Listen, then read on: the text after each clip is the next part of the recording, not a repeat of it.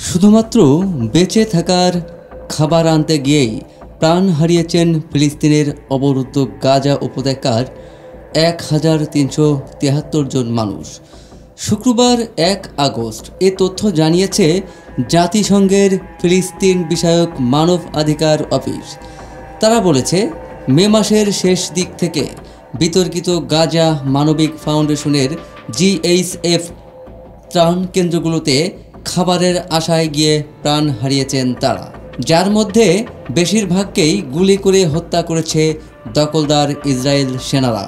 বিবৃতিতে জাতিসংঘের সংস্থাটি বলেছে, গত ২৭ মে থেকে খাবারের খোঁজে গিয়ে ১,৩৭৩ ফিলিস্তিনি হত্যার শিকার হয়েছেন, যার মধ্যে ৮৫৯ জন নিহত হয়েছেন যুক্তরাষ্ট্র ইসরায়েল সমর্থিত গাজা মানবিক ফাউন্ডেশনের ত্রাণ কেন্দ্রের মধ্যে।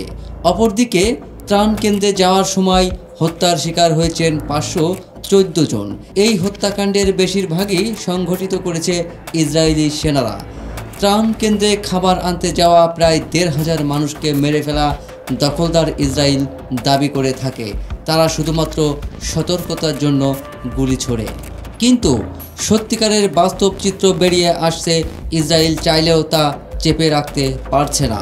এতে করে বাধ্য হয়ে দখলদাররা এখন গাজায় আন্তর্জাতিক দাতব্য সংস্থাগুলোর মধ্যে ত্রাণ বিতরণে বাধ্য হচ্ছে।